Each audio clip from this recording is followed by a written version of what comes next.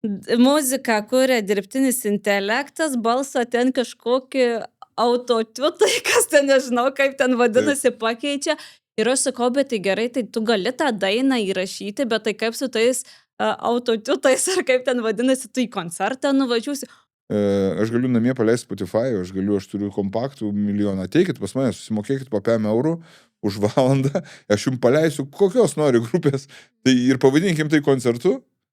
Visada tas, kuris gros gyvai, vis tiek ilgoje distancijoje laimės. Žmonės jį labiau vertins. 100%, ta prasme, jis tikras. Ir tai ateis. Tik tai tam, kad suvokimui apie jo vertybės reikia laiko. Jam yra sunkiau, jam daugiau išlaidų, jam daugiau visko, bet jeigu jis darys gyvai, ilgoje distancijoje jis laimės. Tiesiog yra matininkai, yra meistrai. Man nelabai svarbu kitų nuomonė ir ką kiti pagalvos. Ar čia irgi užgrūdintas dalykas, ar jau čia atsineštas dalykas? Aš manau, kad čia nebuvo taip, kad čia nieks negimsta nei minkštas, nei kietas. Jis čia susiformuoja per laiką, bet susiformavo, man atrodo, yra šiek tiek ir iš įgimto tokio. Aš esu introvertas. Aš esu ožiaragis, introvertas, žemaitis. Man nepatinka žmonės. Aš jaučiuosi geriausiai vienumoje. Aš esu vienišas. Bet dabar jau per visą savo gyvenimo laiką galiu pasakyti, pats baisiausias dalykas žmogaus gyvenime yra vienatvė. Pats baisiausias. Tai laba diena visiems. Šiandien mes turim svečią, kurio tikrai kantriai laukiam. Ir klausiau, kaip pristatyti, ar Gabrielium, ar Svaru, sakė, Gabrielius nesvarbu. Tai kviečiam ir labai norim pasidžiaugti, kad atvykot pas mus, pasikalbėti. Iš tiesų nesam užkietėjusios reperės, bet sindikatų koncerte aš buvus ne vienam ir išsikalbėjom, kad būsiu. Iš tikrųjų, kodėl pakvietėm jūs? Pakvietėm, nes mes savo podcastuose labai daug kalbam apie tokius dalykus, kurie mums pačioms imponuoja. Ir jūs pirmiausia, gal ne kaip reperis atsispindit man, pavyzdžiui, bet kaip toksai labai tvirtas vertybių žmogus. Ir aš taip ir galvojau, pasikalbėtume galbūt apie vertybės, apie tai, kaip jūs tą kelią nuėjot savo tokį, kur esate dabar. Tai, žodžiu, pasakykite jūs, kaip tiek laiko esat grupė, komanda ir pasidalinkit mintim, kaip jūs išlaikit vertybiškai taip stipriai tą komandą tiek daug metų. Apie ką jūs tiksliai? Apie sindikatų grupę. Kaip jūs tiek laiko išsilaikėt, nesusipykot? Labai paprasta, iš tikrųjų. Dėl ko žmonės pykstas? Dėl pinigų? Būtent. Kaip padaryti, kad žmonės nesipyktų dėl pinigų? Duot pinigų? Ne, taip. Pinigai yra tikrai svarbu ir tai yra gyvenimo variklis. Nieks negali išgyventi be pinigų. Jie maisto nieks nedalina už dyką. Bet gerai, jūs paklausite tada. Kokioje situacijoje kyla nesutarimas dėl pinigų? Gal kai kažkam kažko trūksta, ne? ką Nesijaučia reiškia? pakankam. Saugiai, nes noriu... Ką reiškia saugiai? Nežinau, aš tai manau, kad kiekvienas bijo, kad nepatenkins savo tų bazinių poreikių vienas dalykas. Tai ką tai reiškia? Bet bazinis poreikis yra, tu gauni ten nesvarbu kiek ten. Gauni milijardą, ne? Už koncertą. Ir kaip tad, nesvarbu, tu 1 eurą gauni ten, nežinau, 10 eurų gauni už koncertą. 100. Nesvarbu. Lygybė? Taip. Koks yra vienintelis principas, kad žmonės nesipyktų, kai visi gauna po lygiai. Nes jeigu bent vienas pradės gauti daugiau negu kiti, tie kiti kada nors iškels klausimą, o kodėl taip yra. Ir arba jeigu neiškels klausimą, jeigu tai nešios tą akmenį užantį ir vieną dieną tas akmuo vis tiek išlieks iš užančio kažkam į kaktą. Bet jūs, pavyzdžiui, nebūna taip, kad pinigai tai labai lengvai pamatuojamas dalykas, o pavyzdžiui, toks kaip laikas, pavyzdžiui, aš daugiau laiko ten dirbau prie tos dainos. Jo, bet šito nepamatuos. Tai būtent šito vietų nesusipyksta? Šito nepamatuos ir tai nematuojama. Tai vienintelis dalykas, kurį mes galim pamatuoti, yra pinigai. Ir kol mes visą laiką gaunam visi vienodai lygiai, tol viskas bus gerai. O O visa kita tai ten yra gyvenimo klausimas, kaip ir kiekvienoj šeimoje, kaip bet kokioj bendruomeniai, visą laiką yra, visi kiti klausimai aišku kyla, yra bangavimai, būna emocijos, dar kažkokie tai nesutarimai, nesudėt kas nors, tai jeigu tu vertybiškai esi suinteresuotas grupės išlaikymu, tai turėdamas smegenų galvoj supranti, kad tik kompromisai gali reiškia, išspręsti situacijas. Tai taip viskas ir vyksta. Mes daug kalbamės. Ir mes nesutarėm kažkuriais tai klausimais, bet mes kalbamės ir jeigu tu esi suinteresuotas, kad išlaikyti draugystę, tai tu ieškosi kompromisų. Jeigu nesuinteresuotas, tai tu daryk, ką nori, vis tiek žmonės suras, dėl ko išsiskirti. Bet šiaip iš esmės pagrindinis dalykas, dėl ko išsiskiria visos grupės, man bent jau žinoma, kiek aš žinau, tai visą laiką dėl pinigų. Ir visą laiką tada, kai kažkas tai arba gaudavo, arba užsimanydavo gaut daugiau negu visi likę. Ir tai yra nesvarbu. Reikia suvokti, kad, nežinau, galbūt yra kolektyvai, kurie yra subūrimi prodiuserių būtent uždirbti tik pinigus ir ten yra tik pinigai, ten daugiau nieko ir nėra, apart pinigus ir groja muzika, tik tokia, kuri uždirba pinigus, vis ten jau nebe kūryba, ten amatas, ten yra verslas, nežinau kaip pasakyti, tai yra manufaktūra tokia. Yra trumpalaikis kažkoks projektas, kuo daugiau reiškia pinigų uždirbti. Aš įsivaizduoju, tada biškai kitaip viskas yra. O normali grupė tai yra iš vis kelias kažkoks tai gyvenimo, tai yra vertybiniai klausimai, tai yra požiūris į savo kūrybą, tai yra žinutės. Tai kur kas daugiau, tai ir yra tikra grupė iš tikrųjų, ne projektas, o grupė. Tai o tikroje grupėje jau truputėlį kitaip į viską ir žiūri. Ir tas tas bendravimas, jis irgi yra paremtas ne vien pinigais, bet dar ir vertybėmis, tam bendrinėmis. Ir viskas, tai suniveliuoja tų vertybių turėjimas, suniveliuoja klausimus, kurie yra ten tarpusavį iškyla dėl kūrybinius, ten arba matymo, arba ten, dar kažkokių tai būna ten visiems nuotaikos, ten darbai, pasisekimai, nepasisekimai, kažkokios tai užeina krizės, brandos, viduržemio, ten kokios tik tai nori ir jos kažkaip pravažiuoja. Labai smagu, kad sveiko protų žmonės ką pirmiausiai padaro tokiu atveju, tai jie pripažįsta, kad yra ta problema ir tada sako, arba žiūrėkit, hebra, dabar yra tokia problema ir man yra tai buvę, žinai, aš sakau, hebra, žinokit, yra, dabar tu banguoja tą jūrą, žinai, tiesiog būkit geri, palaukiam, kol nusiramins ir mes pravažiuosim. Ir draugai palaukia. Jo, arba jie, pas mus netgi iš vis tai būna, kad, žinot, negalima būti,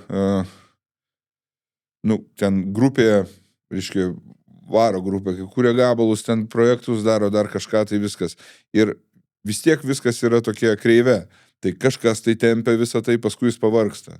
Tiesiog, tai yra normalu, jam jis ten užgesta tą liepsną viduje, tai kai jis išeina, kitas jo vietą ateina natūraliai, žinai, ir sako, gerai, dabar čia, specialiai net nesitarė, nesikalba, bet natūraliai taip gaunasi, jeigu kažkas prigesta, tai kitas ima už pavadžio ir toliau gena tą arklį į priekį.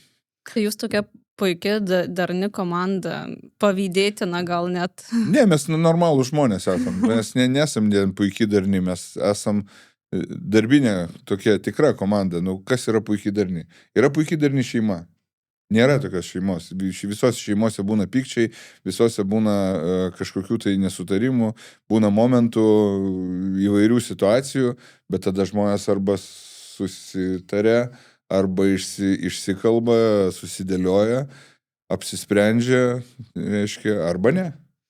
Aš dabar tokį klausimą turiu, pagalvojau, kad iš tikrųjų jūs atrodot tvirtas žmogus su savo tvirta nuomonė ir nebijantis, ką kiti pagalvos, neinantis gal į tas madas tiek kūryboje, tiek visuose šituose procesuose. Ir aš taip iš karto savo keliu klausimą, įdomu, iš kur, kaip, kas už to slepiasi, kaip pavyksta išbūti tame, sako, mes keičiamės, ar ne, ir su laiku keičiamės, ir aplinka mus įtakoja. Kaip jūs galvojat, kas yra tas kažkas, kas padeda jūs išlaikyti? Jums paprastai pasakysiu,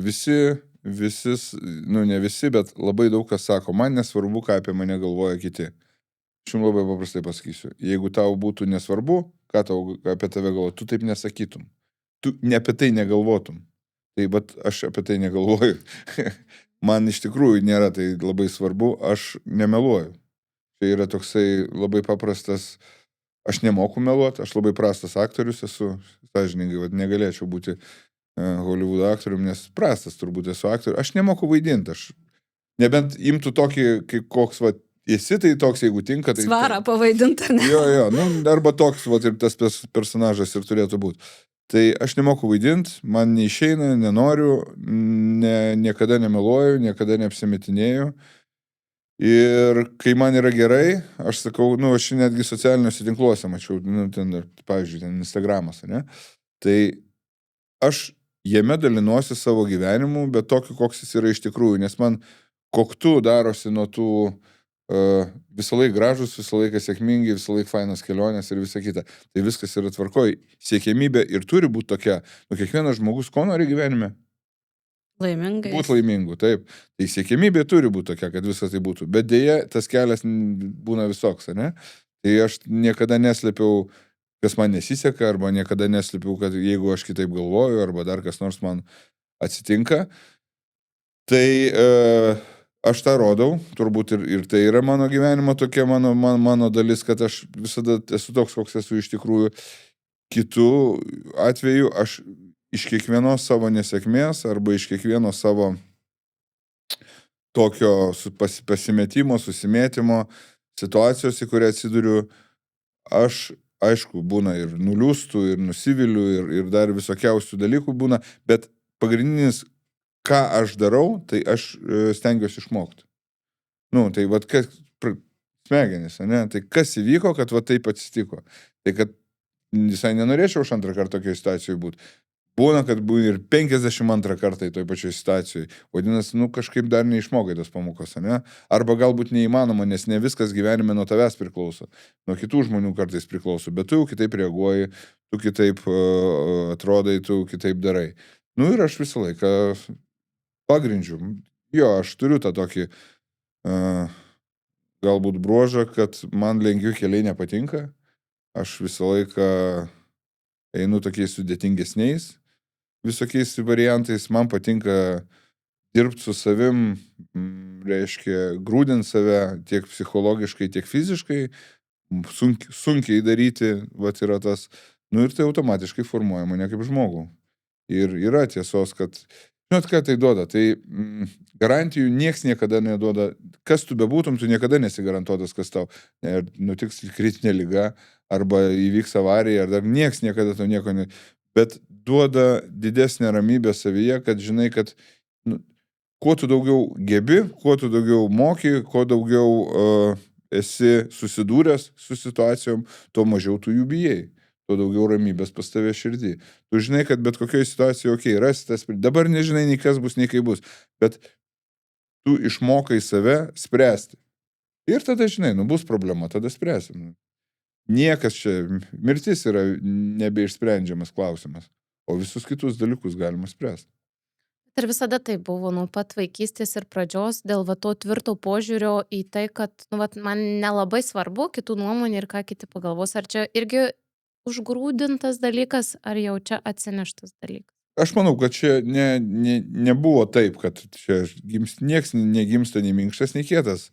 Jis čia susiformuoja per laiką, bet susiformavo, man atrodo, yra šiek tiek ir iš įgimto tokio. Aš esu introvertas. Aš esu ožiaragis, introvertas, žemaitis. Man nepatinka žmonės. Aš jaučiuosi geriausiai vienumoje. Aš esu vienišas. Toksai vienišiaus tipo žmogus, iš esmės. Man reikia žmonių, man reikia socialinio bendravimo, man reikia būtiniausiai, man reikia artimo. Manau, kad šiaip, bet dabar jau per visą savo gyvenimo laiką, galiu pasakyti, pats baisiausias dalykas žmogaus gyvenime yra vienatvė. Pats baisiausias. Čia yra, aš žinau, kas tai yra, aš esu bandęs visokių ir buvęs visokiose situacijose, tai nieko baisiau už vienatvę žmogui nėra, kai tu žinai, kad niekam neįdomu, nei kur tu, nei kaip tu, nei kodėl tu, nei kas, ir žinai, kad ten, jeigu ką, tai tave ten suras po mėnesio laiko tie, kuriem kažkokių bendrų dalykų nepadarė, ir jie tada susigalvos, kad opa, ir čia kur tu esi. Tai baisu yra šitie dalykai, jie labai slegia, jie psichiškai veikia, bet su jais irgi galima susitvarkyti, su jais galima kovoti. Aš irgi turėjau tokią ganėtinai sudėtingą tą viduramžio krizę tokią, pavadinkim, net sutapo su dar begalė visokių aplinkybių mano gyvenime. O paauglystėje, tai, žinot, kai va toks uždaras vaikas, tai jisai įpranta, jis nori, nenori, jau save treniruoja būt tokiu išgyvent, vienu tokiu kažkaip tai. Iš vienos pusės tai duoda, iš tikrųjų, tai duoda didesnį šansą geriau išsitreniruoti išgyvenimui, iš kitos pusės tai atima tam tikrą gyvenimo džiaugsmą, kurį patiria kiti ten iš bendryšių, iš daugiau patirčių bendravimo, ten daugiau draugų turi, daugiau nuotykių turi visi, daugiau ten istorijų pas juos yra visokiausių, negu to, kuris gyvena toks. Aš ten sėdžiu su savo mocu garaže nuo paauglystės, arba su savo šunim, arba su savo, aš turėjau draugų kompanijos, bet visą laiką aš netgi kompanijose mane vadindavo senų jaunų žmogum, žinai, nes aš kompanijoje ten kažkoks tai balius, viskas vyksta, plotai, nežinau, dar ten visokie sveiti, bet aš toks biški nuošaliau sėdėdavau nuo viso kito, niekada negalėjau pasigirti ten didžiulių merginų dėmesį, niekada negalėjau pasigirti ten kažkoks tai kompanijos liūto, bet man niekada to nereikėjo, aš šiaip dėmesio nelabai mėgstu. Aš niekada nenorėjau būti žvaigždė, aš niekada nenorėjau būti žinomas žmogus. Mane tai slegia, dabar jau nebe, nes išmokau, bet tam tikrą pradžioje kelią, kai čia į mus pradėjo kreipti daugiau dėmesio, tai aš dar nežinau, ar man čia faina ar ne faina. Aš tiesiog plaukiau tą upę, nes, aš muzikantas, pas mane atsakomybė, mes turim grupę, mes reikia eiti groti, visą tai daryti, bet kad man čia būtų labai smagu, kad čia į mus kreipia dėmesį ar dar kas nors, tai ne. Ir man visiškai nereikalinga yra tas toksai, aš mažai vaikštau su ko nors kalbėtis ar panašiai, nes, man to nereikia. Ypač, kai yra, sakykime, didžiųjų kažkokių tai medijų, kažkas tai. Tai aš suprantu, būna, kad mes kaip grupė privalom eiti kalbėtis, jeigu tai yra, nežinau, tame bus mūsų būsimo koncerto reklama, arba dar kas, čia yra darbo dalis tam tikra. Jisai niekiek nedaro mūsų neteisybę šnekančiais, bet tas pats nuėjimas. Nes kitu atveju, jeigu jie kreiptųsi, gal jūs norite antrą, tai aš greičiausiai sakyčiau, o kam? O kam, jūs man pasakyti, o kam žmonės tai daro? O ką tai duos? Tau nieks už tai nieko nemoka, tau nieks nieko už tai, kaip sakant, ne, kam tai reikalinga?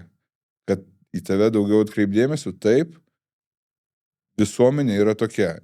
Tai nėra blogai, jinai tiesiog yra tokia. Ir čia mes vėl grįžtam prie to pačio Instagramo, kurio dominuojanti reiškia dominuojantis veidas yra kuo gražiau, kuo fainiau, kuo ten viskas. Žmonės nori būti tokie, jiem patinka ir žmonės nori sekti tokius. Bet yra kita dalis, kurie, aš gaunu ten visas feedbackas, kur pas mane ateina, tai žmonės ir dėkoja už natūralumą, sako, čia normalus gyvenimas, ta prasme, kur nenupaišyta. Ir aš viskas stengiuosi daryti savo rankom. Yra dar kitas toksai, kiek tai yra įmanoma. Tai vat. Ir galbūt rezumuodamas, kodėl aš tai darau, atrodo, esmė vis tiek lygiai taip pat, tu gauni socialinį dėmesį. Mano pagrindinė mintis ir mano pagrindinė idėja, kodėl aš tai viešinu ir darau, man dėmesio nereikia. Aš noriu padrąsinti žmonės, kurie žiūrėdami į tuos visus netikrus, jie galvoja, kad, paskui mes šnekam apie savivertės problemas Lietuvoje. Tai dėl to, kad visi mato, visi taip fainai gyvena, o aš tai kažkoks lochas. Iš tikrųjų, visi gyvena taip kaip tu. Tai aš noriu parodyti, kad ir aš gyvenu taip kaip tu. Ir tai, kad tau neišeina, nepavyksta, kad sunku, kad tu turi spręsti problemas, kad jos pastoviai iškyla, kad tu irgi be nuotaikos, kad vienu žodžiu, kad tas gyvenimas nėra toks paprastas ir lengvas, tai aš irgi taip gyvenu. Ir pas mane irgi būna ten kažkokių tai krizių dar kažko tai. Tai viskas tvarkoja, brolau, ten sesė. Tiesiog įsitverka, reikia toliau, mes visi vienodi. Ir tai rodydamas, aš manau, kad aš pasiekiu jų sąmonės ir jiem truputėlį tikiuosi, kad įkvėpiu tokio nusiraminimo, kad viskas su jais yra gerai. Kad gyvenimas ir yra toksai, o ne toks, kur ten visi nu, nežinau, ten babkiam lyja ir viskas fancy ir visą laiką viskas sėkmingai. Nu, tai ne, tai taip nėra iš tikrųjų. Aš net pirmai norėjau klausti, bet atsakyti į klausimą norėjau klausti, kodėl nesužvaigždėjot, tai todėl nes nenorėjot, ar ne?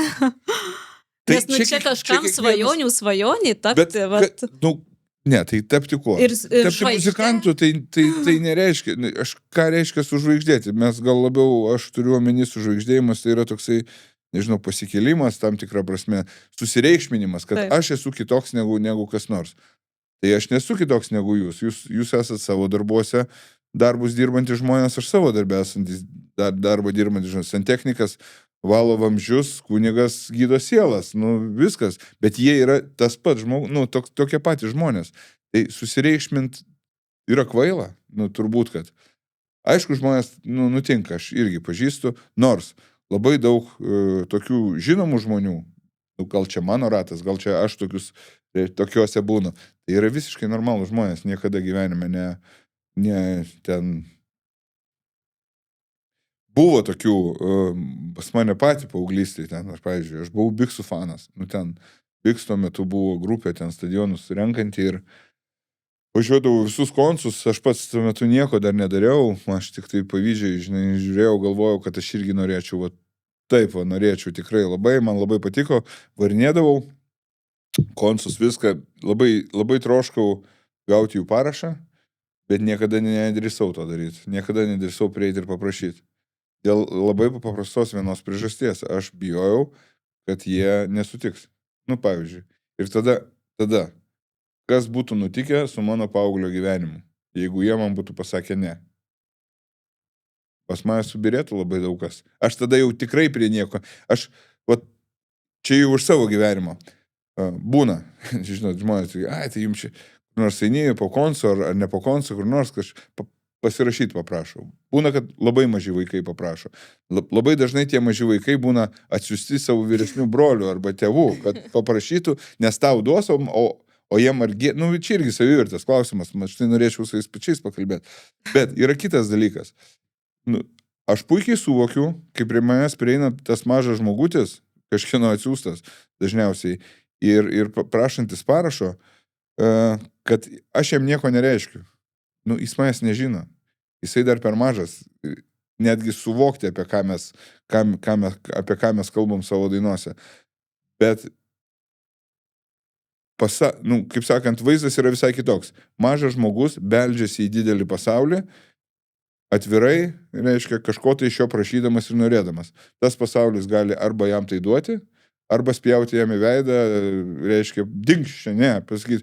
Ir tada jo gyvenime tai padarys labai, ir vienu ir kitu atveju yra daroma įtaka jo tolimesniam gyvenime, kaip jis suvoks, nes jeigu jį pavarys, jis kitą kartą gali nebeprieiti prie nieko gyvenime, ir tai turės neprieiti prie kito žmogaus, nu, tai daug, pasiekmės yra didžiulės, galbūt vieno kartą neužteks, bet vieną kartą jam taip nutiks, antrą kartą taip nutiks, trečią kartą, ketvirtą, kad jis sakys, ne. Ačiū, nebereikia, nebenoriu ir jūs man nepatinkat ir pasidarys, ir atsiranda kompleksai, savivertė, ten dar visokiausi milijonai dalykų, kur paskui išleidė arba krūvą pinigų, arba turi labai stipriai dirbėti, nežinau, valia ir kantrybė, kad save tai, arba nepataisyti. Žmonės ir nugyvena taip gyvenimus. Tokiais va. Tai aš taip nenoriu. Aš tai dabar klausau ir iš tikrųjų esu tokiam jausme, esu sužavėta to tokio tikrai paprastumo ir nuoširdumo iš šitos pusės ir aš va taip sėdėjau ir galvoju, oh my god, šalia mane sėdi tas žmogus, kurio dainų aš klausydavau paauglystėje ir niekada gyvenime nepagalvojau, kad kažkada jį kalbinsiu.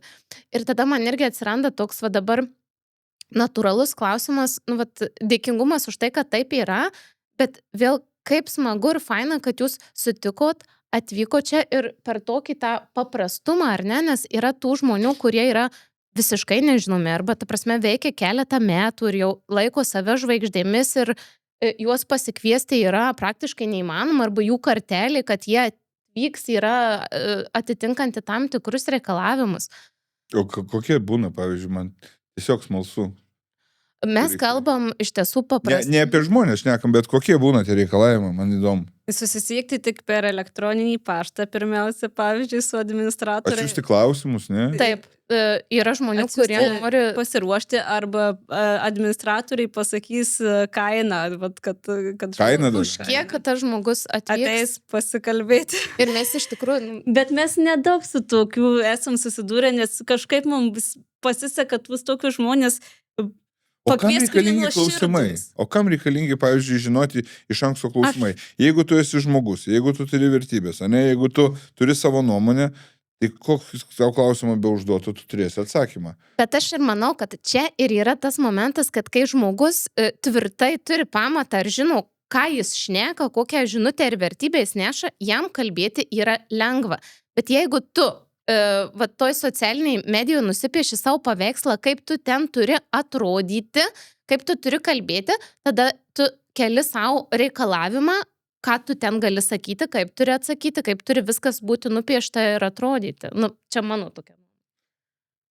Taip. Nesusimaut, kad atrodytų. Jo, aš suprantu, apie ką jūs kalbat, bet kam tada su tokiu žmogum kalbėtis? Tai iš tikrųjų mes kol kas tai džiaugiamės, kad mums sekasi su pašnekovais ir tikrai prisikviečiam. Manęs irgi klausė, sakau, atvažiuos, turėjom dar susitikęs su žmogum, su kuriuom bendradarbiaujam, sakau, turėsim su podcastą, susvaru, kaip jūs pasikviečiat, kaip jūs prisikviečiat, nu va taip, labą dieną. Tai iš tikrųjų labai tikrai džiaugiamės ir apskritai apie visą tą žmogiškumą, paprastumą, jūsų didelį empatiją visiems politiniam kontekste ir Ukrainai ir visam kitam dalykui čia irgi. Kaip tai atėjo, nes kiek jūs ten dirbat ir įdedat tame jėgų?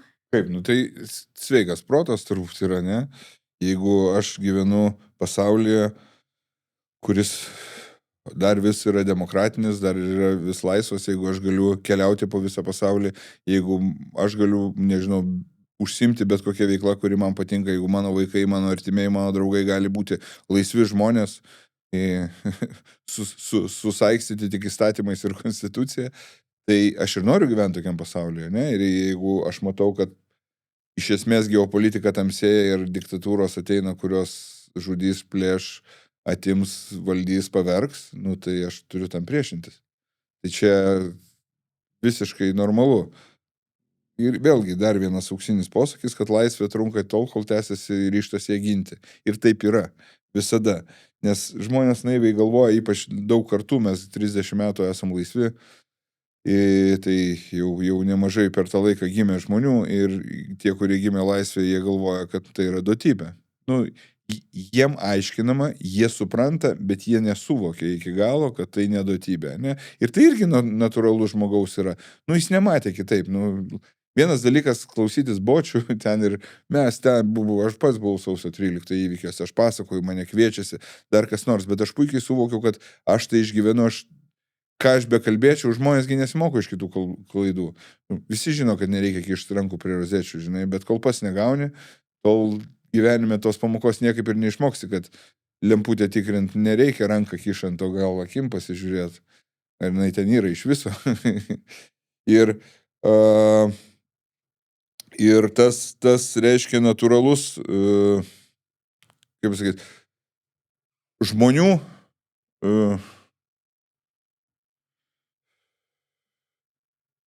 mes, nu turbūt taip ir reikia reziumuoti, kad mes nesimokom iš svetimų gyvenimų, mums reikia savų iššūkių. Ir laisvė, kaip vienas iš tų dalykų, jis visą laiką būna išbandomas, ypatingai mažose valstybėse, tokiuose kaip mes esame. Mes visada esam gardus kasnis didesniem, ne? Visada atrodo, nu ką čia tas kraštelis toks Baltijos šalių, dar kažkaip jos priedo mes turim kaimyną, kuris niekada gyvenime nebuvo normalus savo istorijoje, niekada nebuvo ramus, geras, taikus ir ten kūrintis, jis visą laiką kariavo, plėšė, vogė, žudė, prievartavo ir ilsėjosi tik tuo atveju, kai gaudavo per snapą arba kaupdavo jėgas. Tai ir taip mums reikės gyventi. Kaip sakant, šiaip mes čia su draugais kalbėjom savaitgalį, kad Lietuva būtų iš vis Dievo užantis jeigu turėtų kalnus, tai vienintelis, ko mes neturim, ne? Nes gamta pas mus nuostabi, pavojų nėra praktiškai jokių, nei tsunamių, nei žemės drebėjimų, net nuodingų ten pas mus nelabai ko yra. Ar meškos atsirado prieš tai, net meškų nebuvo, tiesa nesuprantu, iš kurios nebuvo, paskui 50 atsirado per vieną dieną. Tai jeigu nebūtų kalnų ir kažkaip Dievas nusprendė, kad per daug gerai nesijaustumės, šiekit jums tokį kaimyną, žinai, mas ir numetė, žinai. Tai va tai. Bet iš kitos pusės, tokios tautos kaip mūsų mažos, jos yra labai stiprių žmonių, nes mes prarastume save ir savo valstybę, ką ne kartą istorijoje buvo bandoma padaryti, mus buvo okupavę ir mes buvom pralaimėję, bet niekada nepasidavėm. Ta prasme, mes sugriovėm Sovietų sąjungą. Lietuva buvo pirmoji ta mažytė valstybėlė, kai šalia buvo kitų respublikų net su brandoliniu ginklu, kurie tiesiog nedrąsiai žiūrėjo, kaip čia viskas baigsis, ta Gorbačiovo perestroika, tada mes žiūrėsim. Mes spyrėm į duris ir išėjom ir tada, kaip sakant, iš tos bendros pūslės iškrito akmenukas ir per tą vietą pradėjo viskas birėti. Tai mes neturim vergo geno, pas mus taip yra įdėta į visus. Ir mes esam mėgstantis papolitikuot, pavirtuviaut tenai, paturėti skirtingas priemonės, bet kai mūsų užkliudo, iš rimto užkliudo, tai mes labai greit susivienijom. Aš turiu begalės. 90 metai, Covidas tas pats, ne, ten irgi. O pop, žiūrėk ten, taip, dalis padugnių buvo.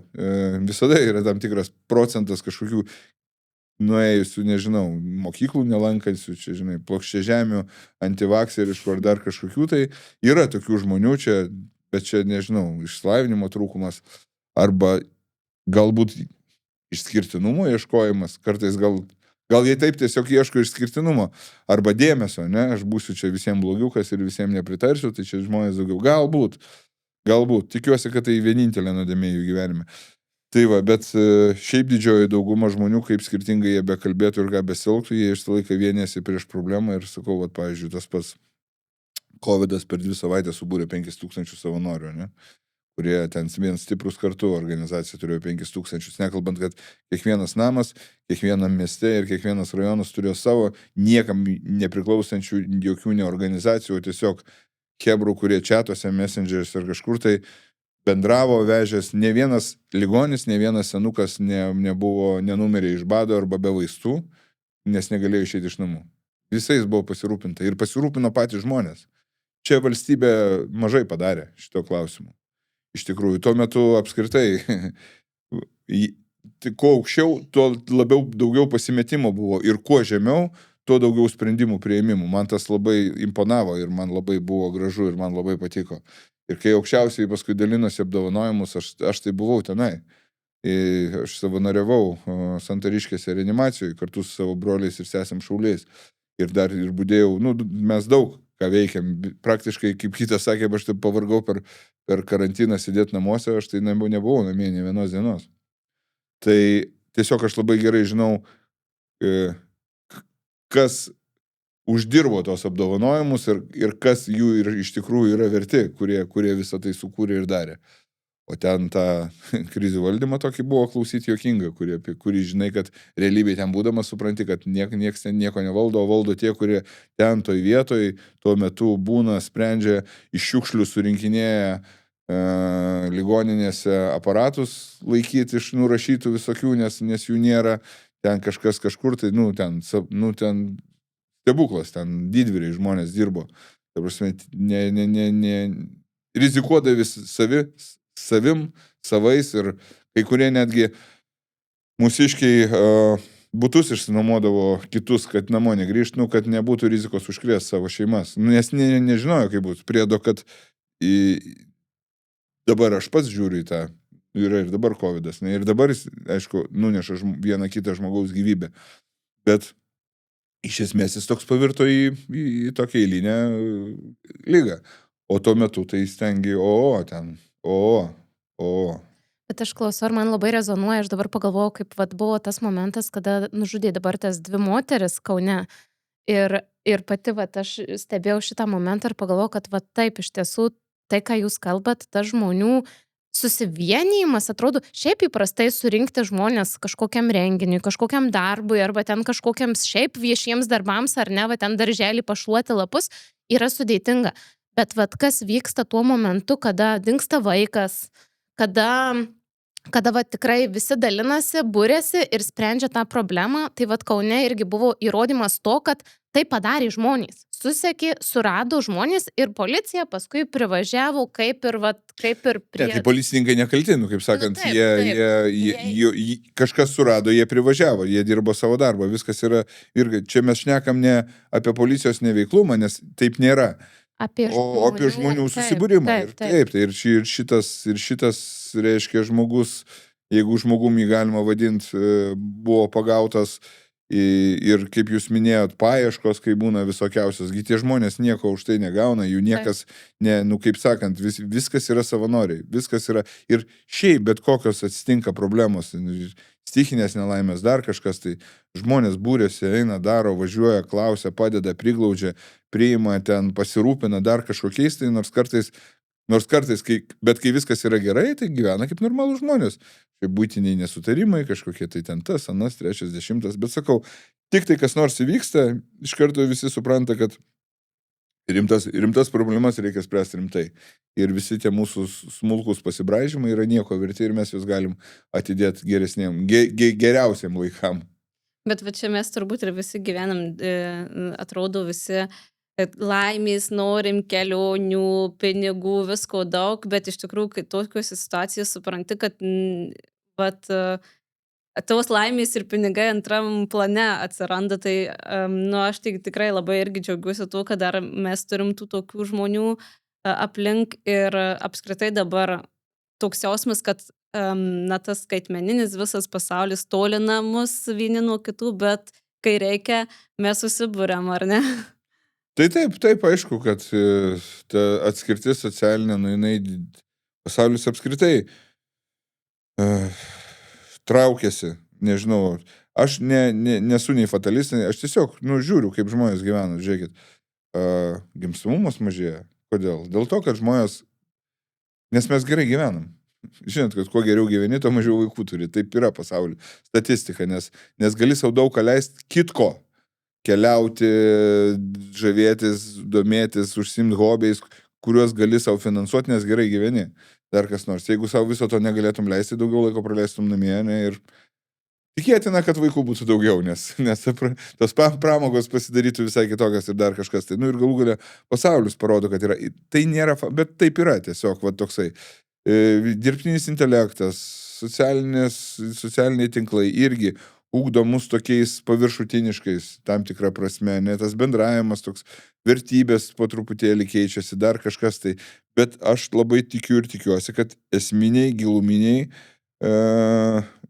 dalykai nesikeičia, nes, pavyzdžiui, aš, kadangi, esu ir Lietuvos gynybos, sakykime, vieneto dalis, aš pas mus yra nuo manęs iki vyrų, kuriem virš 20 metų, tai negali lyginti visų, bet jie irgi iš tų kartų, kurios čia dabar va tokios turėtų būti, bet ne, pas juos viskas labai gerai su vertybėm ir su viskom, ir jie gal kitaip klausimus sprendžia, jie kitaip mato, jie gal kitam prizmėm viską, bet esminius dalykus jie turi tos pačius.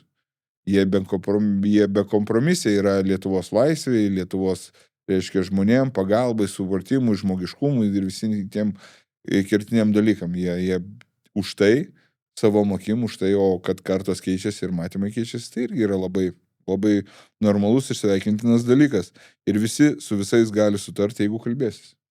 Aš dabar irgi užsiminėt apie dirbtinį intelektą, tai visai neseniai turėjau tokį pokalbį ir, žodžiu, kur aplinkoje yra irgi jaunas būsimas, galbūt reperis ar ne, kuris jau ne tik namuose koncertuoja ir sako, kad ten muziką kuria dirbtinis intelektas, balsą ten kažkokį autotutai, kas ten nežinau, kaip ten vadinasi, pakeičia.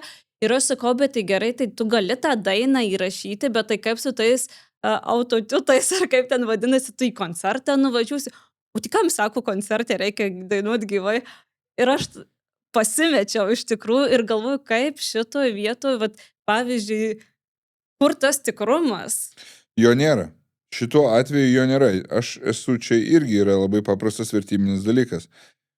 Galima tą išspręsti dalyką koncerte su autotune. Tam yra garso režisierius, kuris mes grojam, kai mes grojam. Yra garso režisierius, ne? Jisai sėdi ir jisai prižiūri garsą. Ką žmonės girdi, ką mes girdim, ką kiekvienas instrumentas groja, čia jo yra biznis. Lygiai taip pat jis gali dėlioti efektus. Jeigu žino, tu su juo repetuoji, jis žino, kad tokioj vietoj, tokio gabalo reikia uždėti autotuną tau ant vokalo ir jis uždės. Čia yra, klausimas. Bet repas labai ilgą laiką iš tikrųjų išsiskyrė dar ir tuo, kad jame nebuvo vietos fonogramai, tai buvo labai tikra muzika. O dabar yra kitaip.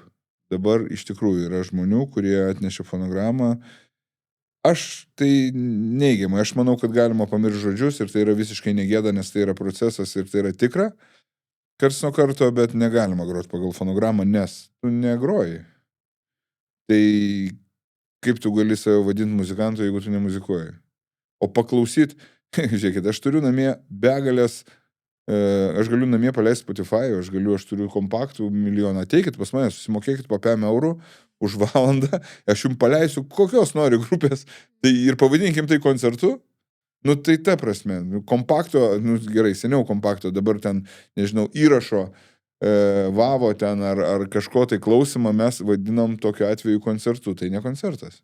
Bet kaip šitoje vietoje tada jauni žmonės ateina, jie tokiuose koncertuose šėlsta, viskas būna nuostabu, minios žmonių ir... Jo, tai vertybė. Kam tada kitiem vargti? Ne, tai mes vargstam arba gyvenam ne dėl kitų, mes tai gyvenam dėl savęs. Jūs savo vertybės širdyje turit dėl savo gyvenimo, o ne dėl kitų gyvenimo. Visada tas, kuris gros gyvai, vis tiek ilgoje distancijoje laimės. Žmonės jį labiau vertins. 100%, ta prasme, jis tikras. Ir tai ateis. Tik tai tam, kad suvokimui apie jo vertybės reikia laiko. Jam yra sunkiau, jam daugiau išlaidų, jam daugiau visko, bet jeigu jis darys gyvai, ilgoje distancijoje jis laimės.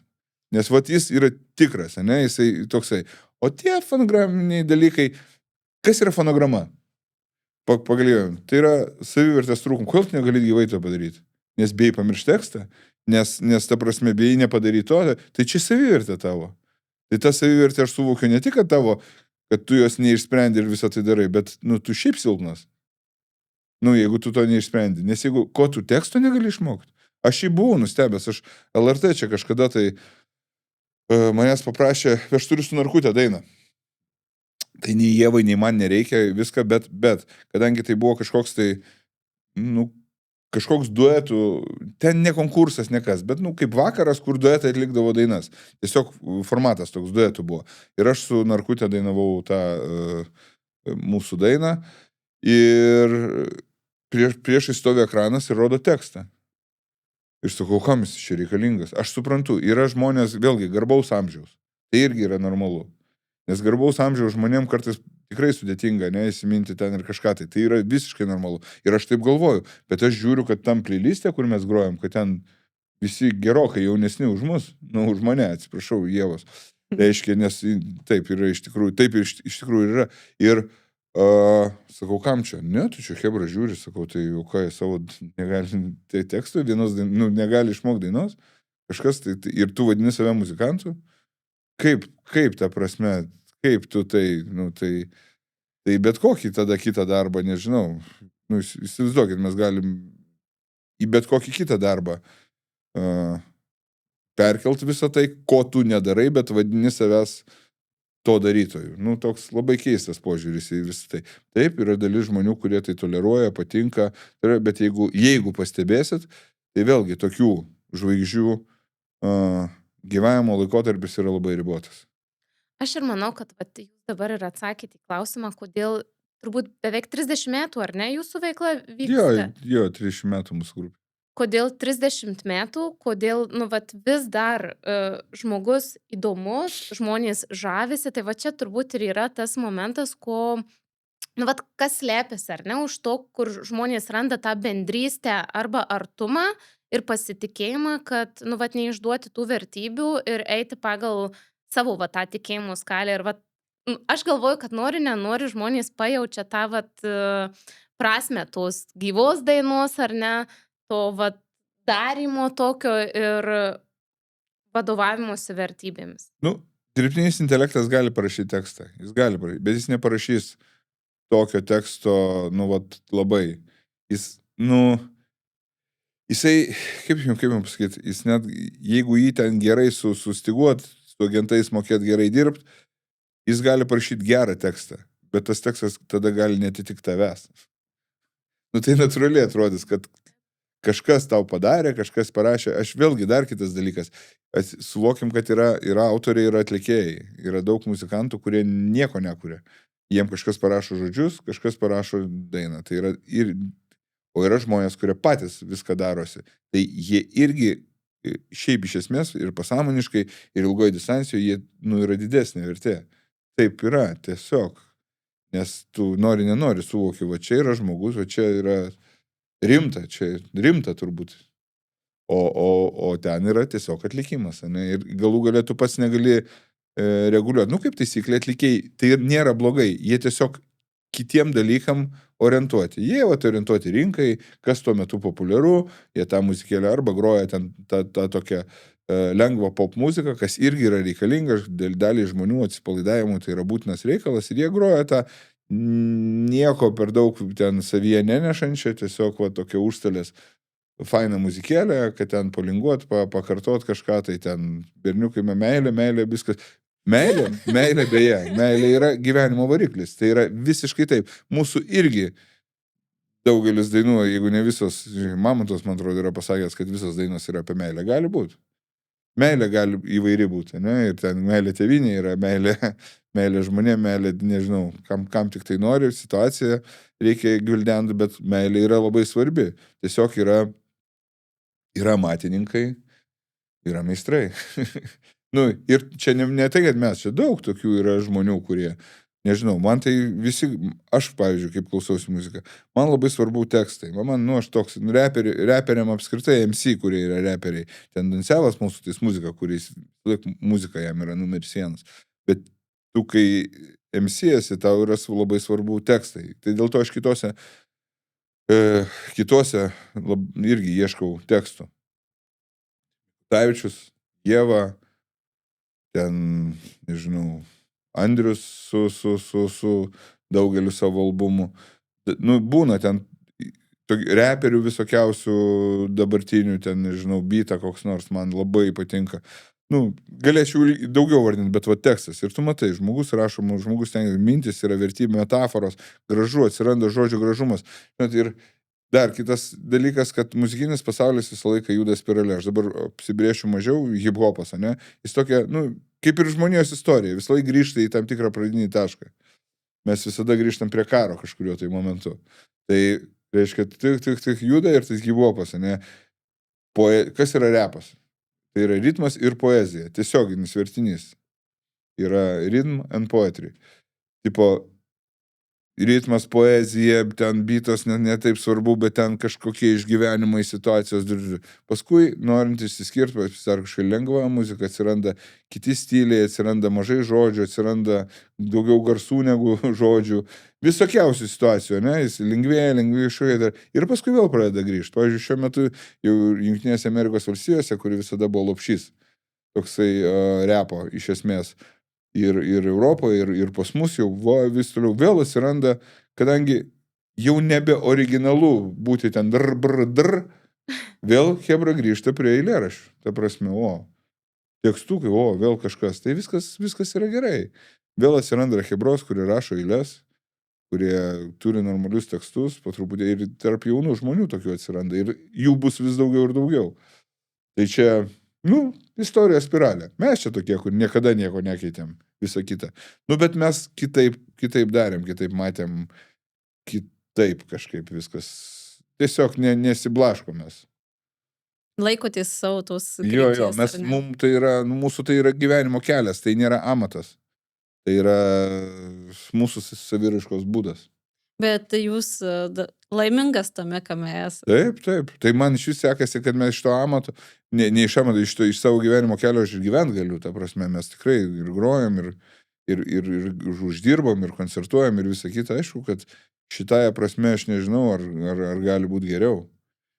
Ir jeigu į pokalbio pradžią galima būtų, aš kartais matydavau ir man būdavo liūdna, kad tokioje situacijoje kaip mūsų, kitose, reiškia, grupėse, būtent ir atsirasdavo žmonių, kurie pagalvoja, kadangi viskas gerai, tai bet norėčiau daugiau pinigų, ne? Ir tada prasideda, tai yra, žmogau, tu turi laimę, čia, ir tu dabar ieškai kažkokių tai dalykų, kad ją sugriaut, žinai.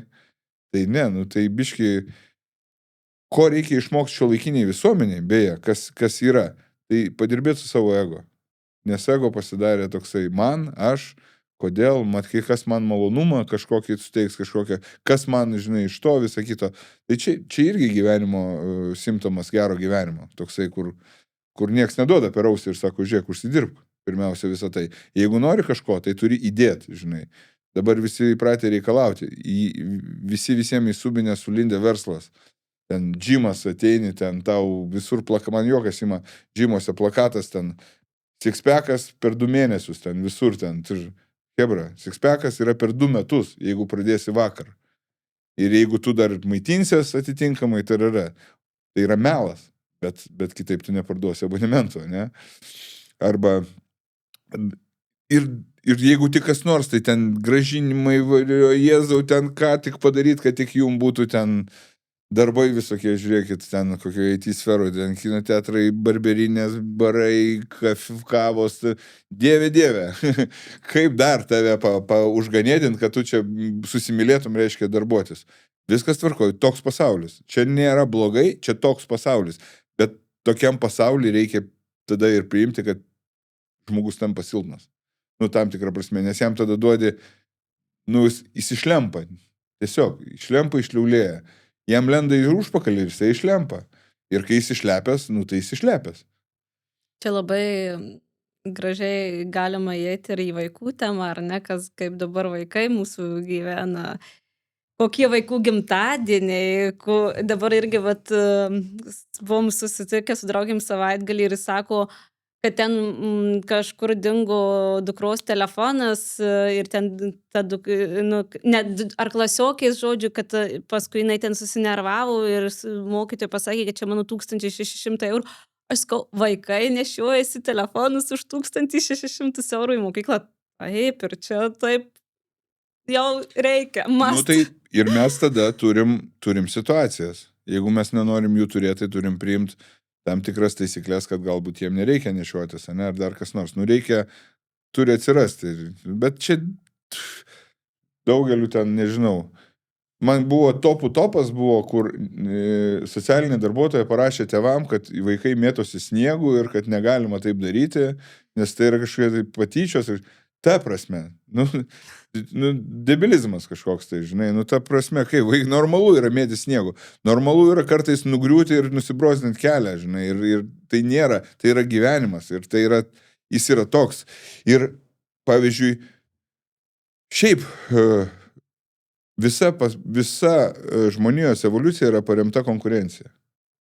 Mes galim, privalom ir iš tikrųjų norim, kad visi gyventų gerai, laimingai ir visaip kitaip, bet vis tiek tik tai trintis mus skatina. Jeigu nėra trinties, mes liaulėjam iškart, mes nieko nebedarom. O jinai yra. Tai ta trintis prasideda visur ir jos neišvengsi, nei darželėje, nei mokykloje, nei visa kita. Viską, ką mes turėtume daryti, turbūt tai vengti labiausiai tų skaudžiausių tokių situacijų ir kažkokių. O kad ten vaikai ten kažkaip tarpusai pasipeša, pasiginčia ar ten kažką tai apsižodžiuoja, tai čia gyvenimo dalis, čia ta prasme. O tėvai tipo ne taip, o jie darbe to nedaro, žinai, šiaip vaikai yra tėvų veidrodis. Aš visada sakiau, kad duokit man savo vaikus pusę dienos, aš pasakysiu, kokios jūsų politinės, socialinės, komercinės, bet kokios pažiūros. Viską pasakysiu. Ta prasme, nėra jokių. Ir vėlgi, ir tas, kai mes šnekam apie telefoną už 1600, tada aš arba tuose namuose nėra pigesnio telefono, arba žmonės negalvoja, kaip, nepagalvoja apie tai, o kas bus, jeigu vaikas pamesta telefoną, ar jam tikrai tokio reikia mokyklą vaikščioti, o gal tai yra atsipirkimas, ne? Toksai, kas yra dažnas šiais laikais. Tipo, mes faini, mes iki 150 metų galim keliauti ten čilint ir dar kas nors, vaikai nutikė, okei, gerai, tai žiūrėk, tau telefonas, tu jame sėdėk, žinai, tik tai nelys prie manęs, nes aš su draugiam einu į branšą, o aš einu ten su draugais ten kažkur, tai ką ten padėlį pažaisti, ten, nežinau, žinai, tipo nelys prie manęs, tau telefonėlis, kuris, o tu automatiškai vėlgi, ir tada pasidaro ratai vaikų, kurie, mes šnekam apie patyčių nebuvimą, bet tai irgi yra priežastis. Atsiranda ratai, kurie turi telefoną už 1600 ir kurie neturi. Ir tai yra puikiai priežastis jiem tarpusavį špaguotis. Tam tikrais. Ir tas špagavimas gali būti įvairus. Čia, kad ten tos tiesioginės tu turi, aš neturiu, čia ne apie tai. Čia, apie tai irgi, bet nieks negalvoja apie tos vaikus, kurie niekada gyvenime nieko nepasakys, jis viduj nešiosis. Bet jame gali gimti kovotojas, kuris sakys, gerai, aš kažkaip susitaupys, aš irgi turiu. O gali būti piktas, toksai pagėžingas aukti, kur, tai aš tave ten esant progai, žinai, ten, tu turėjai, aš neturėjau, žinai, labai įvairiai gali sureaguoti žmonės. Visai turi būti ir visame kame. Išlaviruoti yra sudėtinga, nėra receptų. Žmonės skirtingi. Reikia pasišventusių žmonių. Mokytojų trūkumas irgi yra didžiulė problema. Tokių pasišventusių mokytojų, kuriem vaikai rūpėtų. Jie turi uždirbti, jie turi gyventi oriai, jie turi turėti, reiškia, apsaugą tam tikrą, ne? Nes kai vaikas gali viską, o mokytojas nieko, tai čia yra irgi absurdas. Tave gali apspjauti, apmėtyti ir ten dar tu kaltas liksi, žinai, arba tu aiškinsi, žinai. Ne, taip neturi būti.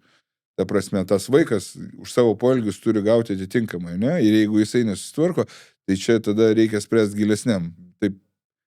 Bet tas toksai, dėl krepšelio, nežinau, čia tai jiem taip nuolaidžiavo. Nežinau, aš nedirbu mokykloje ir nelabai norėčiau lysti visą tą švietimą, bet aš visą laiką dirbu visą savo gyvenimą su bendruomenėm ir su žmonėm. Ir žmogiškumas, tas teisingumas, teisybė, tie tikrieji dalykai man visada buvo patys svarbiausi. Nes dažniausiai tai tokie, ten vienas gina savo vaiką dėl to, kad tiesiog tingi tą vaiką auklėt. Ir tada jis ten padarė, ir galutiniam, jeigu momente mes turim užguitą mokytoją, tai nežinau, kelintą kartą per mūsų pokalbį, ilgoje distancijoje mokytojų nelieka.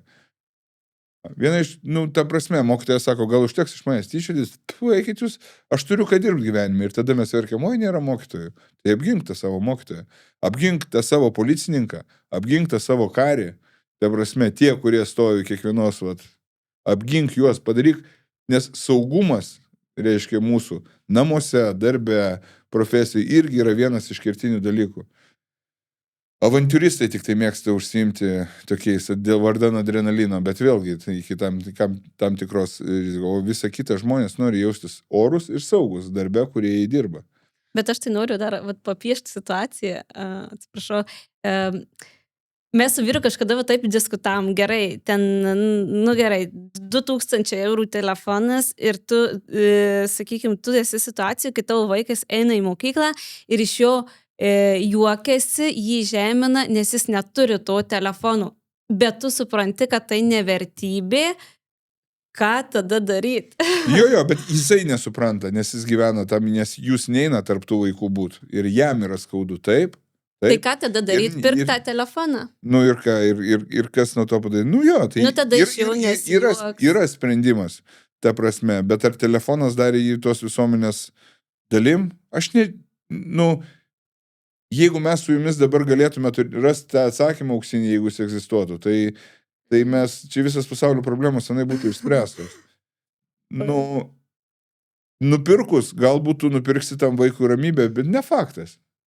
Vis tiek jis jiem gali atrodyti toks, bet tu neturėjai, čia dabar tau žinai. Čia dar ir nuo vaiko savybė priklauso, kartais nebūtinai dėl to telefono, gal būna iš esmės, ne?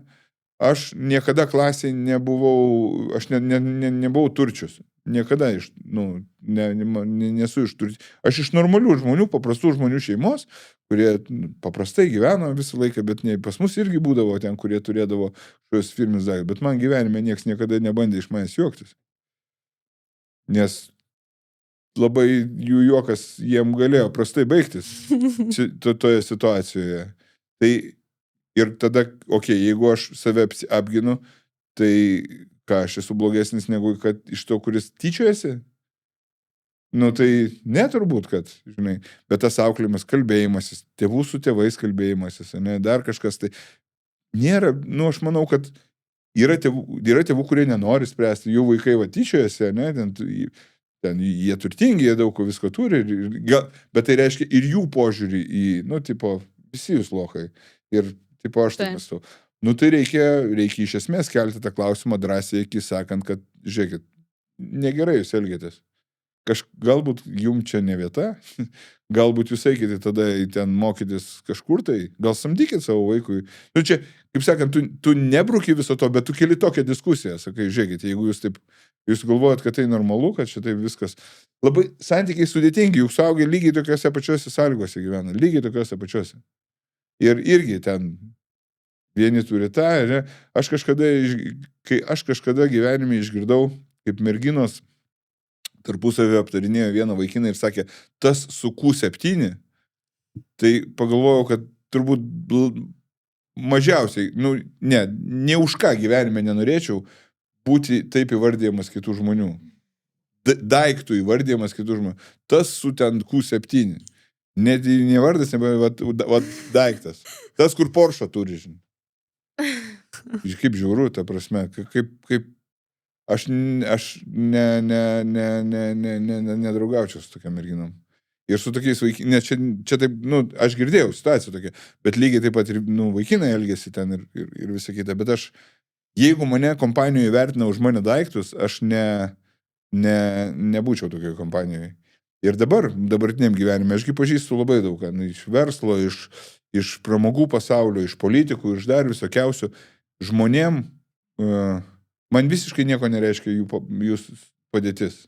Jų daiktai ir turtas man apskritai nieko. Aš nepaduodu, aš turiu tokią savo gyvenime teisę ir malonumą nepaduot ranko žmonėm, kurių aš negerbiu. Nes daiktai pagarbos nesukelia man sukelia jų darbai. Kom jie užsiima, ką jie daro, kaip jie kaip žmonės elgiasi. Kaip jie yra begalės ten, žinai, atsakingų verslų arba atsakingų žmonių, kurie rūpinasi vieni kitais. Ten yra begalės, yra kitokių, ten kokių nors. Anyway, net labiau ne apie pinigų savo sklaidą, o apie žmogiškasis vertybės. Būtent koks tu kaip žmogus esi. Ir tokiem žmonėm aš ranką paduodu. Tokiem, kuriem skaitau, kad jie to neverti, man nieko nereiškia. Nežinau, ten aukštas politinės pareigas užimančiam žmogui nepaduot rankos. Nes aukštas politinės pareigos yra laikina, o GG sindikatas amžinai. Tai viskas labai paprasta. Aš turiu tokią privilegiją gyvenime elgtis taip, kaip man patinka. Ir nieks man negali už tai pakontroliuoti. Ir mano gyvenime būti gerbiamų dėl daiktų ir turto, tai nieko nereiškia. Nes liga, ekstremali situacija, reiškia nelaimė kokia nors, gali iš tavęs viską atimti per vieną akimirką ir kas tada liksi, kas ir su kuo tu tada liksi. Ir tada prasideda, jau ne vieną tokią istoriją esam girdėję. Nusivylimas, nėra normalių žmonių, visi čia tokie. Tai, o kur jie, kaip tu gyvenai, kad jų šalia tavęs nebuvo? Tai gal tu ir gyvenai su tokiais pačiais maitvanagiais ir tada stebėsi, kad jie tave nepadeda, arba tavęs nebemyli, arba tave palieka. Taip, nes tu brolovai į tos ratus, kažkaip tai neatkreipi dėmesio į tos žmonės, kuriem nebuvo svarbu tavo visi šitie dalykai. Ir aš nesakau, tarp turtingų žmonių aš pažįstu labai gerų, labai žmogiškų, labai fainų, labai paprastų ten. Alų gertum ant šaligatvės sėdęs, niekada nepagalvotum apie kokius verslus jisai turi ir kaip jisai geba gyventi. Nuostabus žmogus ir esant bėdai žinau, kad ne vienam yra ten neprašydamas, neklausdamas ir ir net neįsivardindamas padėjęs ir ten dar kažkaip, tai ir nebūtinai pinigais. Ten, ojei, ten, atsimenu į Ukrainą, irgi ten pirmieji kartai mašinas vairuodavo, ten, nežinau, nemiegodavo tokie žmonės, kur, nu ten, jeigu jam kas atsitiktų, tai čia tikrai subirėtų nemaži dalykai, net galbūt ten Lietuvos mastu, bet jie kaip žmonės tiesiog suvokia, kad dabar ir čia reikia ginti ir daryti tai, ką reikia daryti. Ir, o, geras, tu čia. Šiaip susipažinau su tokiais, netikėtų man buvo atradimų tarp žmonių, kad, oho, geras. Tokie žmonės kaip jūs, reiškia, irgi vat, pats asmeniškai, galima būtų tiesiog numest pinigų, bet galima ir prisidėti asmeniškai, ir jūs tai darot. Taip, sako, nes, o tai kas tada gyvenime svarbu, sako, jeigu tai nesvarbu. Nu tai, va, tai čia yra didžiulė. Tai viskas žmonėse, viskas žmogiškume. Ir čia turbūt ir yra ta situacija, kad dažniausiai sunkus momentai, išgyvenimai, va irgi sako, kažką mums ar neduoda, padovanoja, atskleidžia, parodo. Tai vat kažką duoda ir aš pirmai norėjau iškelti dar vieną klausimą apie požiūrį. Dabar šiais laikais labai populiaru sakyti, vat aš renkuosi save, aš klausausi savęs, nu vat nesvarbu, kad mes susitarim ar ne, bet vat aš girdžiu save, brėžiu ribą ir čia dabar esu aš. Ir aš turiu žiūrėti savęs, aš čia šiam pasaulyje turiu būti pats savo svarbiausias. Koks jūsų požiūris į šitą situaciją? Tai mes kalbėjom, aš apie tai kalbėjom, apie ego tam tikrą. Nu tai gerai, įsivaizduokit, mes su jumis, ne? Ir jūs man tokį pareiškėt vieną dieną. Tai o kam aš tada esu? O aš ką? O kiti? Nu, man tai čia yra kompleksas. Toksai tam tikras, ne? Nes darnoje yra atsakymas. Gebėjime, kompromisų ir viso ko. Aš netikiu radikalais ir netikiu, reiškia, nežinau, netikiu negeriančiais 100%, ne, vadinasi, tu turėjai problemų kažkokių tai ir netikiu ten alkoholikais. Čia aš taip grubiai pasakiau, čia ne apie tai, nežinau, kaip tiesiog juoda ir faktą. Visą laiką yra, viskas yra kalbėjimėse, derinimas į situacijų sprendimuose yra aukso vidurio ieškojimo. O tas toksai dabar aš čia, aš, nu pasaulis tai ne apie tave yra. Dabar šiaip labai paprastais, jeigu tokiam žmogui, kuris pasako viskas čia dabar tik aš ir apie mane ir aš tik save girdžiu, nu tai ir pasiliktų. Ir visi aplinkui sako, gerai, vat mes nusisukam ir mūsų nebėra, nes tu dabar savo čia ir dabar. Ir kiek tu ilgai čia išbūsi, toksai vat savo čia. Kad žmonės jaučiasi, nežinau, kad žmonėms trūksta laiko savo, kad žmonės jaučiasi neišgirsti, kad žmonės jaučiasi nelaimingi tam tikrose situacijose. Tai yra šitie dalykai ir juos spręsti reikia. Bet, nu, ar čia yra būdas, kur, tipo, va, tą atsigręžti tokį egoizmą, tai palauk, o vaikai, o vaikinas, o ten arba mergina, o tai dar kas nors. Tai tu dabar svarbesnis už jį, tai čia kaip mūsų grupės reikalai. Jeigu mes nuspręsim, kad kažkuris iš mūsų svarbesnis, vieną dieną visą tai baigsis. Nes tas nesvarbesnis sakys, žiūrėk, gal tu ir gyvenk tą savo svarbų gyvenimą toliau, čia kas vergas, nes aš turiu iš paskos, ne? Nes čia tu toks visas gražus ir fainas, o aš čia tokia, čia tiesiog tavo priedėlis, tai priedėlių nieks gyventi nenori. Bent jau, nu, normalų žmonės nenori gyventi ten. Būna, kad dideli pinigai verčia žmonės būti kartu. Bet aš nesugebėčiau taip išlaikyti. Ir netgi, manau, perspektyvoje vis tiek atsiranda kažkoks tai dalykas, kad jiem ten nieks nepaeina. Nesugriūna. Tai aš nemanau, kad tai yra teisingas kelias. Girdėti save yra gerai. Ta prasme, būti sąžiningu su savim yra gerai. Bet elgtis tik savo, tai yra labai blogai. Ta prasme, ne. Mes nemaugliai, ta prasme, nu tai varyk į mišką, gyvenk savo, įsikurk ten prie ežero, pastatyk palapinę arba namuką ir va, savo, aš vienas gamta ten, okei, viskas tvarkoja, galima taip pat, bet tada ir bus tas, o visa kita reikalauja ryšio, visa kita reikalauja bendravimo ir tu kaip žmogus nesivystai neturėdamas sąlyčio su kitais žmonėmis. Čia yra garsios kalbos ir nesąžiningas verslas. Labai daug kame. Aš nieko neturiu prieš, bet aš kartais, kaip sakant, aš turiu prieš, bet neaiškinu, bet aš kartais matydamas tas vyriškumo keistas tokias stovyklas, moteriškumo keistas stovyklas. Ne visos ir ne visada, bet kai kurios yra tikrai labai keistos. Ir taip galvoju, aš dar už tai, tipo, smoku pinigus. Ir dar, kiek žinau, kiek aš pinigus už tai. Žiūrėkit, aš turiu hektarą kaime. Aš turiu pievą didžiulę. Jeigu jūs tie galit mokėti, atvažiuokit. Atvažiuokit, lakstykit nuogi ten, transcendentikoje savo ieškokit, atverinėkit savo čakrus, muškit būgnus. Viskas yra tvarkoj. Ta prasme, bet man kartais atrodo keista, bet šitas pasaulis, tai ant kiek arba jiem yra ant kiek blogai, arba ant kiek jie pasiduoda įtakos, arba dabar aš kai kalbu kartais, arba tai yra labai paprastas atsakymas. Didžioji dalis tokių verslų gyvena iš žmonių, kurie tuo metu išgyvena tam tikrą krizę. Ir ieško saugumo jausmo, ieško tokių pačių kaip jie, kuriem irgi ten ne viskas tvarkoja, kur mes galim tokie pseudo anoniminių alkoholikų klubai, tik tai